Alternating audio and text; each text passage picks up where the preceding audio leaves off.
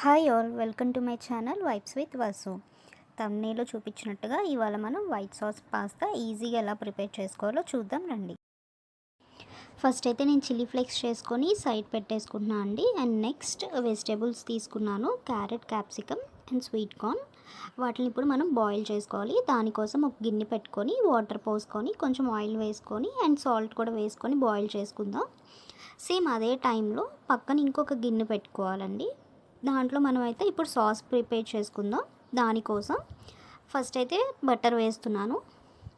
So నేనైతే చిన్నవి ఒక 4 క్యూబ్స్ ఆఫ్ బటర్ వేస్తున్నాను అండి. సో ఈ బటర్ అనేది మాడకుండా కలుపుకుంటూ ఉండాలి, లో ఫ్లేమ్లో పెట్టుకొని. సో వన్స్ బటర్ అనేది కరిగిపోయిన తర్వాత సో ఇప్పుడైతే ఒక చిన్న బౌల్లో మైదా పిండి తీసుకొని అది కూడా వేసుకోవాలి. బటర్లో ఉండలు కట్టకుండా ఉండటం కోసం కలుపుకుంటూ ఉండాలి. మీరు చూసారంటే కొంచెం మైదా పిండి ఇక్కడ తక్కువ అయింది, ఇంకొంచెం గట్టిగా రావాలి. సో ఇంకొంచెం వేసుకొని కలుపుకున్నాము. జస్ట్ ఒక 1 మినిట్ కలిపిన తర్వాత ఒక చిన్న పాల ప్యాకెట్ తీసుకున్నామండి మేము, పచ్చి పాలే. ఆ పాలు పోసుకుంటూ మిక్స్ చేసుకుంటూ ఉండాలి. మిక్స్ చేయటం ఆపేస్తే మాత్రం ఉండల్లాగా వచ్చేస్తుందండి. సో కంటిన్యూస్గా మిక్స్ చేసుకుంటూ ఉండాలి దగ్గర పడే వరకు.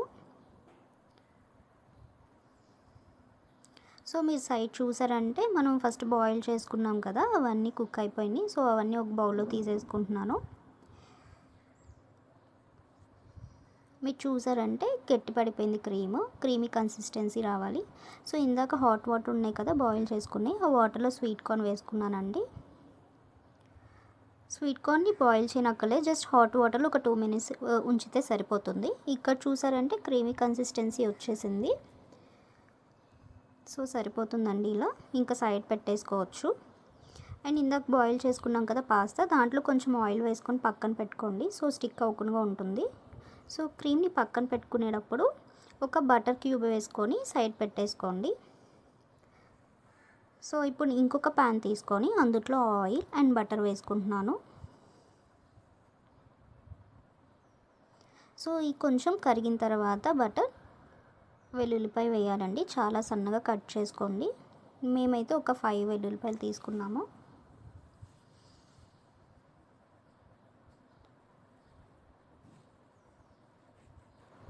వెల్లుల్లిపాయ ఫ్రై అయిపోయిన తర్వాత చిన్నగా కట్ చేసుకున్న 1 ఆనియన్ వేసుకుందాం.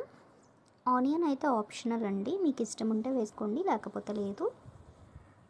ఒక హాఫ్ ఆనియన్ అయితే పెద్ద సైజెస్లో కూడా కట్ చేసి పెట్టుకున్నాము సైడ్. సో ఆనియన్ కూడా లైట్గా ఫ్రై అయిన తర్వాత క్యాప్సికమ్ వేసుకుంటున్నాం.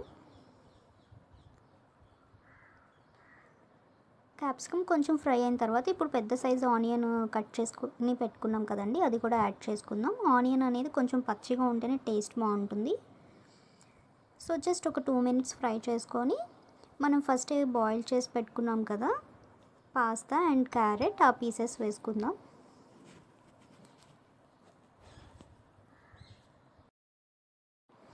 పాస్తా ఫ్రై చేసుకునేటప్పుడు మనం స్టార్టింగ్లో బాయిల్ చేసుకున్న వాటర్ ఉన్నాయి కదండి, వెజిటేబుల్స్ బాయిల్ చేసిన వాటర్, ఆ వాటర్ కూడా యాడ్ చేసినాం మేము. జస్ట్ ఒక 2 స్పూన్స్ యాడ్ చేసాము. నెక్స్ట్ మనం ఫస్ట్ ప్రిపేర్ చేసుకున్న వైట్ సాస్ ఉంది కదా, ఆ వైట్ సాస్ కూడా యాడ్ చేసుకుందాం. మీరు చూసారంటే దీని కన్సిస్టెన్సీ కొంచెం థిక్ అయింది, ఏం కంగారు పడనక్కర్లేదు. మనం వెజిటేబుల్స్ బాయిల్ చేసుకున్న వాటర్ ఉన్నాయి కదండి, ఆ వాటర్ పోసుకుంటూ మనకు కావాల్సిన కన్సిస్టెన్సీ వచ్చేంత వరకు మనం మిక్స్ చేసుకోవచ్చు. సో ఇప్పుడు ఈ సాస్ అంతా పాస్తా కన్నా వెజిటేబుల్స్కి పట్టాలి. సో దానికోసం కొంచెం వాటర్ యాడ్ చేసుకుంటూ మిక్స్ చేసుకుంటూ ఉందాం.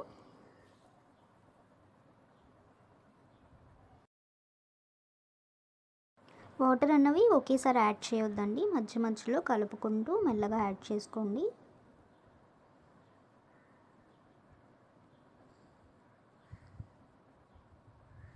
ఇదైతే కొంచెం టైం టేకింగ్ ప్రాసెస్ అండి, బట్ ఒకసారి చేసుకున్న మీరు టేస్ట్ చేశారంటే చాలా బాగుంటుంది, రెస్టారెంట్ స్టైల్లో వస్తుంది. సో రైట్ కన్సిస్టెన్సీ వచ్చిన తర్వాత చీజ్ అనేది యాడ్ చేసుకోవాలి.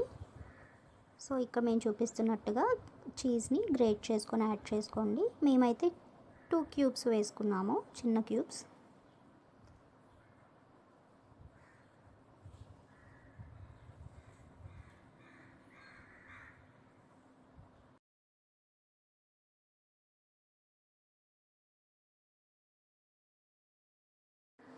చూసారా, చూడ్డానికి ఎంత బాగుందో, క్రీమీగా. చీజ్ కలిపితే ఇంకా క్రీమీగా ఉంటుందండి. సో పాస్తా అయితే ఆల్మోస్ట్ రెడీ అయిపోయింది.